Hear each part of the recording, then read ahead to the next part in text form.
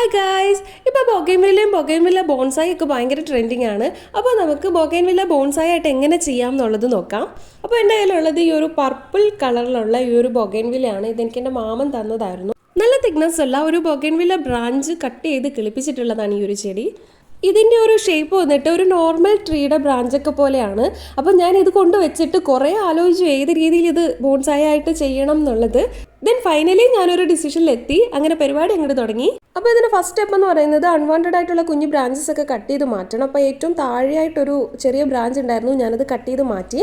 പിന്നെ ഇതിന് മിഡിൽ നിന്ന് വരുന്ന ഒരു ബ്രാഞ്ചിൽ അപ്വേർഡ് ഡയറക്ഷനിലും ഹൊറിസോണ്ടലായിട്ടും രണ്ട് ബ്രാഞ്ചസ് ഉണ്ടായിരുന്നു. അപ്പോൾ ഹൊറിസോണ്ടൽ ബ്രാഞ്ചിനെ ഞാൻ കട്ട് ചെയ്ത് മാറ്റി, അപ്വേർഡിനെ വളരാൻ അനുവദിച്ചു. ഞാൻ ഈ കട്ട് ചെയ്ത് മാറ്റുന്ന ഈ ഒരു ചെറിയ ബ്രാഞ്ചിനെ പോലും ഞാൻ വെറുതെ കളയില്ല കേട്ടോ. അതിനൊക്കെ വേറെ പ്ലാന്റ് ആയിട്ട് കിളിപ്പിച്ചെടുത്തിട്ടുണ്ട്. ഈ ബോൺസായി ചെയ്യാന്ന് വെച്ചാൽ it's a kind of art. നമുക്കതിലൊരു ഇമാജിനേഷൻ ഉണ്ടായിരിക്കണം. നമ്മൾ ഈ നടുന്ന പ്ലാന്റ് ഏത് രീതിയിലുള്ള ട്രീ ആയിരിക്കണം, ഏത് ഡിസൈനിലുള്ള ട്രീ ആയിരിക്കണം എന്നൊരു ഇമാജിനേഷൻ നമുക്ക് ആദ്യമേ ഉണ്ടായിരിക്കണം. അതനുസരിച്ചിട്ടാണ് നമ്മൾ ഇതിൻ്റെ അൺവാണ്ടഡ് ആയിട്ടുള്ള ബ്രാഞ്ച് ഏതാണെന്ന് ഡിസൈഡ് ചെയ്യുന്നതും ആ ബ്രാഞ്ച് കട്ട് ചെയ്ത് മാറ്റേണ്ടതും. അപ്പോൾ ഞാൻ കുറച്ച് അൺവാണ്ടഡ് ബ്രാഞ്ചസ് ഒക്കെ കട്ട് ചെയ്ത് മാറ്റിയിട്ടുണ്ട്. ഇനി നെക്സ്റ്റ് സ്റ്റെപ്പ് എന്ന് പറയുന്നത് ഇതുപോലെ ഒരു കമ്പി ചുറ്റുക എന്നുള്ളതാണ്.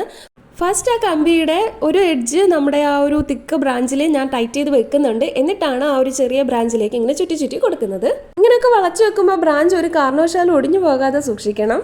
അങ്ങനെ ഒരു തവണ കമ്പി ചുറ്റിട്ട് വളച്ചിട്ടൊന്നും ശരിയാവാഞ്ഞിട്ട് ഞാൻ വീണ്ടും ഒരു കമ്പി എടുത്ത് ചുറ്റി വെക്കുന്നുണ്ട്. കാരണം ഞാൻ എടുത്ത കമ്പി എത്ര തിക്നെസ് പോരായിരുന്നു. നിങ്ങൾ ഇതുപോലെ കമ്പി വാങ്ങിക്കുമ്പോൾ കുറച്ചുകൂടെ നല്ല കട്ടിയുള്ള കമ്പി മേടിക്കുകയാണെന്നുണ്ടെങ്കിൽ നിങ്ങൾ വളയ്ക്കുന്ന ആ ഒരു ഡയറക്ഷനിലേക്ക് കൃത്യമായിട്ട് അതിരിക്കും. ഇതിപ്പോൾ അത്ര പ്രോപ്പറായിട്ട് ഇരുന്നില്ല.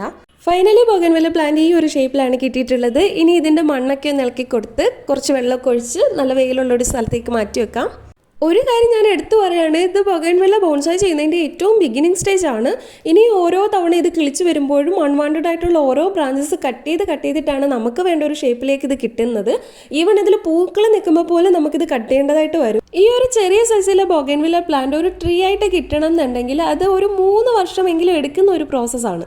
കുറച്ച് നാളുകൾ കഴിഞ്ഞിട്ടുള്ള ബൊഗൈൻവില്ല പ്ലാന്റ് ഇങ്ങനെയായിരുന്നു. കുറേ കുഞ്ഞു ബ്രാഞ്ചസ് വന്നിട്ടുണ്ടായിരുന്നു. പിന്നെ സീസൺ ആയതുകൊണ്ട് കുറച്ച് ഫ്ലവേഴ്സും ഉണ്ടായിരുന്നു. നിലവിൽ നമ്മുടെ പ്ലാന്റ് ഇപ്പോൾ ഇങ്ങനെയാണ് കാണാനായിട്ടുള്ളത്. ഒരു ട്രീയുടെ ഷേപ്പിലൊക്കെ വരുന്നുണ്ട്. പക്ഷേ ഇതൊന്നുമല്ല, ഇനി ഇതിൽ കുറേ കട്ടിങ് പ്രോസസ്സുകളൊക്കെ ഉണ്ട്.